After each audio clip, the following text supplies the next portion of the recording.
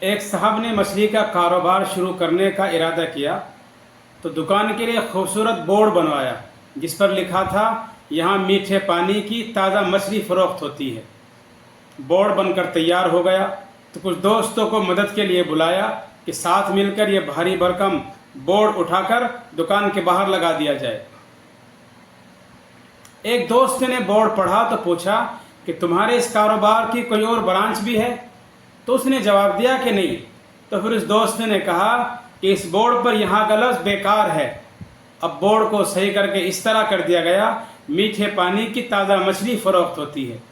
دوسرے دوست نے پوچھا کیا اس علاقے میں میٹھے پانی کے علاوہ کھارا پانی بھی ہوتا ہے؟ تو مالک کی دکان نے جواب دیا کہ نہیں۔ تو پھر میٹھے پانی کا لفظ تو اضافی اور بیکار ہے، لہٰذا بورڈ کی تصحیح کر کے اب بورڈ اس طرح رہ گیا تازہ مچھلی فروخت ہوتی ہے۔ ایک اور دوست نے پوچھا کیا باسی مچھلی بھی بیچو گے؟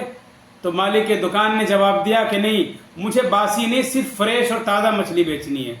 تو اس دوست نے کہا کہ اس بورڈ کی تحریر پر تازہ کا لفظ بے فضول ہے اور اضافی ہے، لہذا اس کو کم کر دیا گیا۔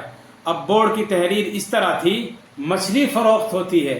ایک اور دوست نے پوچھا مچھلی مفت میں دو گے؟ تو مکانی مالک دکان نے کہا کہ نہیں، قیمتاً دوں گا۔ تو اس دوست نے کہا پھر فروخت کا لفظ اضافی، بے فائدہ اور بے معنی ہے، لہذا اس کو کم کر دیا گیا۔ تو بورڈ کی تحریر بنی مچھلی ہوتی ہے۔ ایک دانا، عقل مند اور سمجھدار دوست بولے مچھلی کے علاوہ کچھ اور بھی دو گے ساتھ میں؟ تو اس نے کہا کہ نہیں۔ تو مچھلی کا لفظ اضافی اور بیکار ہے۔ اب بورڈ کی تحریر اس طرح سے ہو گئی ہوتی ہے۔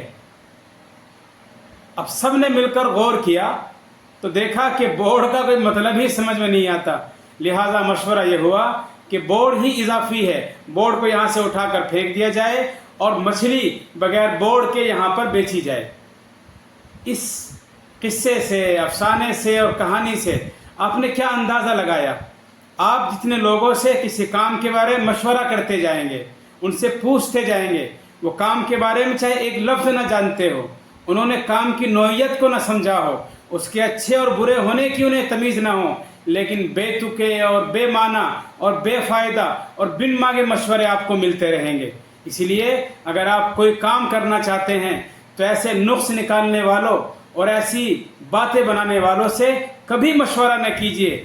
جو آپ کو کام کرنا ہے کر گزریے، اگر آپ کو اچھا لگتا ہے اور آپ اس کو بہتر سمجھتے ہیں اور وہ آپ کے کام کا ہے، اس سے آپ کو ایک ذریعہ معاش مل سکتا ہے، تو یا تو مشورہ کسی سے نہ کیجیے، اور اگر کبھی مشورہ کرنا بھی ہو تو سمجھداروں سے، عقل مندوں سے، ایسے دوستوں سے مشورہ کیجیے جو آپ کے مخلص ہوں اور آپ کے اچھے کی اور برے کی تمیز کر سکتے ہوں اور فرق محسوس کر سکتے ہوں، ورنہ آپ کی حالت بھی اور آپ کے کاروبار کی حالت بھی اس مچھلی کے بورڈ کی طرح ہو جائے گی جس کی ایک بڑی تحریر تھی، لیکن عقل مندوں، اچھے مشورہ دینے والوں، دانا اور سمجھداروں کے مشوروں کی بدولت وہاں سے بورڈ ہی ختم ہو گیا۔